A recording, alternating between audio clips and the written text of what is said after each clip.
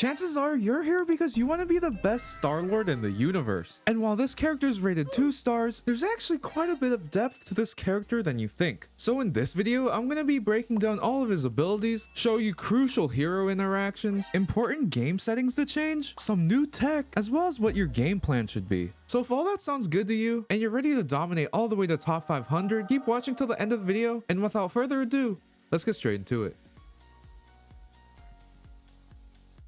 Now starting off with his weapons, these are called the element guns, and they're basically like Tracer's pistols from Overwatch. These do 6.5 damage, shooting 40 rounds per second and only having a 40 round magazine. Now its effective range is at 10 meters, meaning you can one clip a 250 HP hero with all body shots at that range, but once you go past 10 meters, damage fall off begins to start, with a max damage fall off starting at 25 meters, decreasing the damage by 60%. Now unlike Tracer, past 25 meters, you can still actually do a really good amount of damage from far away. So you do not need to feel like you need to be up close like Tracer, and you can play sort of mid-range. Now while you're dumping mags into people's faces, you might find yourself reloading a lot. One thing you might not know is that you don't actually have to wait till the circle fills up. Around like the 75 to 80% range, or when you hear the click, is when the weapons are actually reloaded. So you can either do something like a melee or use any other ability to start shooting again. Now if you think that tip was pretty useless, the next ability is going to be the Stellar Shift. Now you can hold 2 charges of this ability, and the cooldown can come back in 5 seconds. One crucial thing to note is that you have invul frames or invincibility every time you do a flip, meaning that with these flips you can eat entire ultimates with it, but not exactly everything. And I'll get into which ones you can eat later in the video, but the next one I want to talk about is his rocket propulsion or his jetpacks. Well, you might be thinking this is pretty self-explanatory. You press shift and you can fly. And something you need to consider is fuel management with this ability. Now if you haven't already, I highly recommend going into the settings for Starlord and changing hold to activate rocket propulsion on. With that being said, if played properly, you can stay in the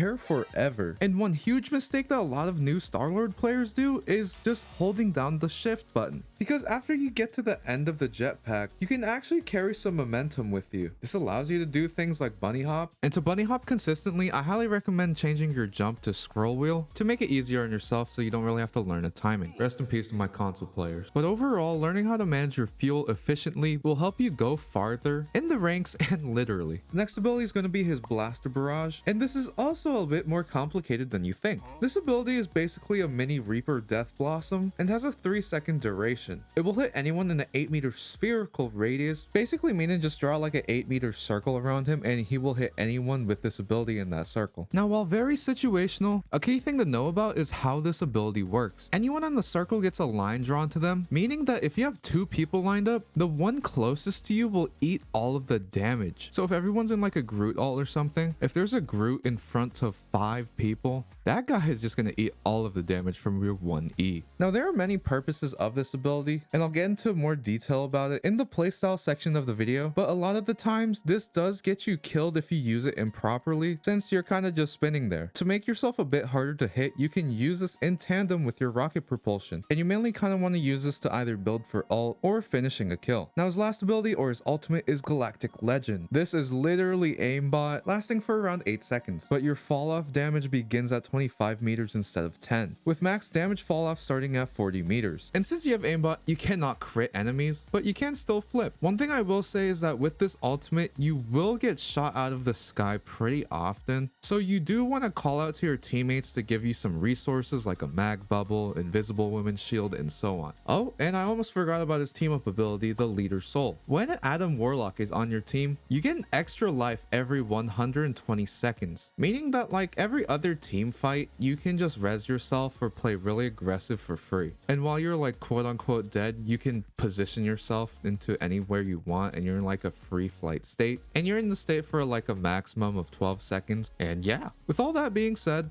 let me show you the things that Starlord can flip out of, and there's quite a lot.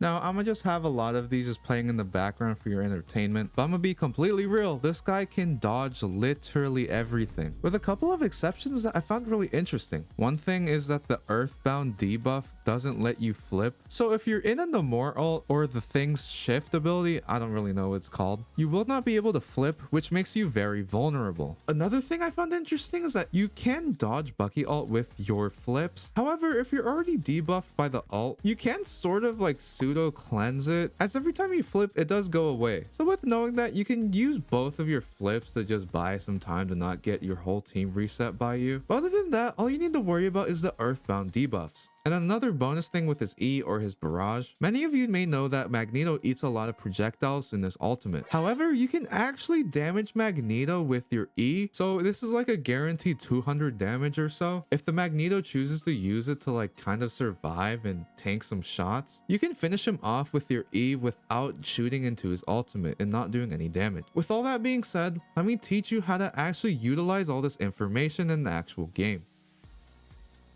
Now, Starlord is actually a bit more complicated than you think. Now, I would say there should be 3 main purposes when loading into every game. Marking the enemy DPS, aka trying to not let them make any plays on your team, drawing resources from the enemy, that being forcing a support ult, Loki lamps, and many other things in the game. And this works with most of the DPS, if not all of them, because if you can force something like a Loki lamp out or an Atom Soul Bond, those are 2 giant resources to help their team survive. And after you've done those things, you should be looking to farm for an ultimate while also staying alive. Once again, because of your great mobility, you should be holding angles to where your team can see you and provide support so that their enemy DPS can't use it against your own. A great way to farm for ult is using your E while also using your booster to stay alive and make it harder for you to get hit. Now, besides using the E to farm for ultimates, it's really good to use the E to finish off kills after you dump a clip or do whatever. Although, take caution when you do press E and make sure you can get some help or the enemy is distracted when pressing this button, because I would say this is when Starlord is most vulnerable. So if you have someone that's playing mag and you almost have ult, I would highly recommend that you calm that so you can build ult and play for it. And as I mentioned earlier in the video, once you've mastered his jetpack, you should abuse this movement when you're taking a duel or even stalling the point. For example, in this clip, I prioritize staying alive, and since we're in overtime and my Luna communicated that she has ult, I managed my fuel wall to bounce around the point to stall long enough for my team to get back. Once I noticed she was back, I used my E to farm for ult once this invisible when ult ends. Since I'm at 80% right now to my ultimate, I try to stay alive long enough to use my E again so that I can farm an ultimate really fast, which I do, and at the same time while I'm flying up with the E, I pop my ultimate at the same time. Now, to get more value out of your ultimates, my usual intention is just solo ulting someone that's out of position and I know that they can't run away from me. Using another clip, I noticed this Iron Fist is going way deep into our backline, and since I know that I can for sure kill him and he already used his block, I will at least get a guaranteed kill on him. Not only that, but this part of the map is pretty wide open, which is a key thing when using his ultimate. I would also like to mention it's probably a good habit to save a flip or 2 when going in the ult, because as I mentioned before, when you pop the ult, you're gonna get looked at. So being able to tank a couple shots and reload will help your chances of survivability. Speaking of survivability, it is crucial that you stay alive even if you can't get a kill with your ult. This doesn't apply just to Starlord, but everyone on the roster. And before you mention the ult tech, yes, I'm aware of instantly shooting when you pop your ult, but I wouldn't say it's necessarily a thing you need to learn, because if you look at gameplay from Sinatra or Brooks or any top tier Starlord player, they don't use that at all. So doing a recap of everything you should be doing, you should be keeping the enemy DPS in check, farming for an ultimate, while also drawing resources and staying in a safe spot for your healers and making sure you get out alive. Now, I would go into counters and how to deal with them, but a lot of the times that usually just comes down to abusing your flip and just a skill check. But if you want me to go in depth into how to counter certain characters with Starlord, let me know down in the comments below. But now we've reached the end of the video. If you did learn something new and enjoyed the video, a like and a sub would be much appreciated. This helps me out a lot more than you think and motivates me to make the best guides for you guys. Don't forget to share this with a friend that sucks at Starlord. And as always, take care of yourself, take care of each other. Peace and love, baby.